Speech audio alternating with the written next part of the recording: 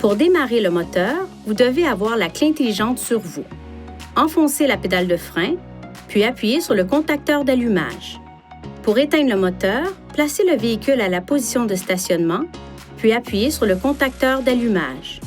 Le fait d'appuyer sur le contacteur d'allumage une fois actionne le voyant lumineux et le place en position marche.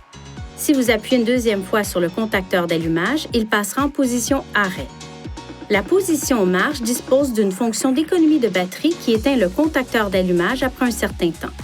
Cela arrive lorsque le véhicule ne roule pas, que toutes les portes restent fermées et que le véhicule est en position de stationnement. La fonction d'économie d'énergie cesse lorsqu'une portière est ouverte, que le véhicule sort du stationnement ou que le contacteur d'allumage change de position.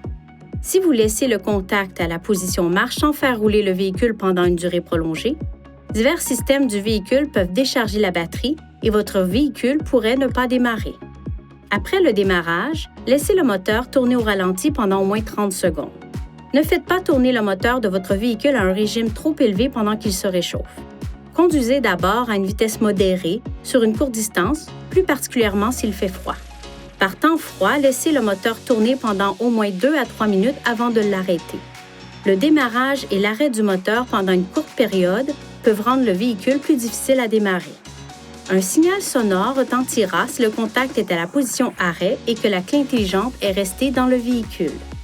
Lorsque vous placez le contacteur d'allumage à la position arrêt et le levier de vitesse à la position de stationnement, les systèmes audio, Bluetooth et de navigation restent alimentés pendant un certain temps, jusqu'à l'ouverture de la portière du conducteur.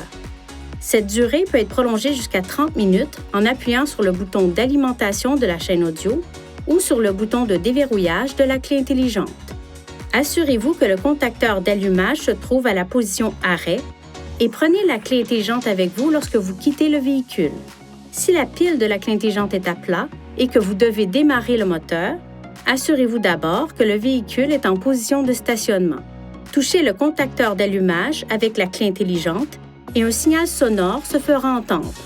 Dans les 10 secondes suivant le carillon, enfoncez la pédale de frein et appuyez sur le contacteur d'allumage. Le moteur démarrera.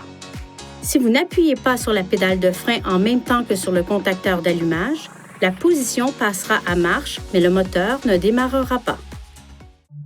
Veuillez consulter le manuel du conducteur pour obtenir des renseignements importants concernant la sécurité et les limites du système et pour en savoir davantage au sujet de son utilisation et de ses caractéristiques.